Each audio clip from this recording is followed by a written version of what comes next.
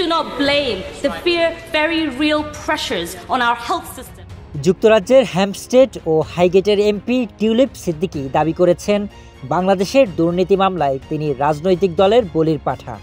এক সপ্তাহ আগে একজন সাংবাদিকের মাধ্যমে তিনি জানতে পারেন বাংলাদেশে তার বিরুদ্ধে আনুষ্ঠানিক অভিযোগ গঠন করা হয়েছে।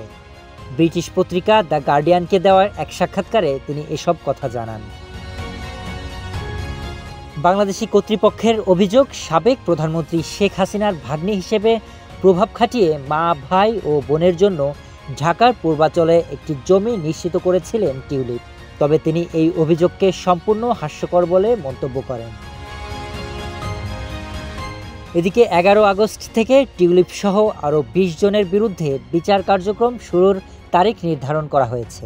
5 আগস্ট হাসিনা সরকার পতনের পর থেকে রূপপুর পারমাণবিক বিদ্যুৎ প্রকল্প থেকে অর্থ আত্মসাৎ সহ বেশ কয়েকটি দুর্নীতির অভিযোগ ওঠে হাসিনা পরিবারের এই সদস্যের বিরুদ্ধে।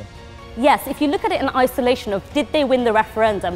ব্রিটিশ এই এমপি জানান তিনি যেন এক ধরনের কাফফায়েস্কো দুঃস্বপ্নে আটকে আছেন, যেখানে তাকে বিদেশে বিচারের মুখোমুখি করা হচ্ছে, অথচ তিনি এখনও জানেন না অভিযোগগুলো আসলে কি। তবে তিনি ব্রিটিশ আইনজীবী হুগো কিথ কেসির পরামর্শ নিচ্ছেন বলে জানান। টিউলিপ সিদ্দিকী দাবি করেন ডক্টর মোহাম্মদ ইউনূসের নেতৃত্বে অন্তর্বর্তীকালীন সরকার গঠনের পর থেকেই বাংলাদেশের রাজনীতি তার জীবনে প্রভাব ফেলতে শুরু করেছে। সেই সাথে মন্তব্য করেন ইউনূস হাসিনা দ্বন্দ্বে তিনি এখন বলির পাঠা মাত্র।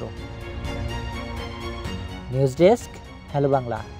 Being blamed for failures where they have no responsibility.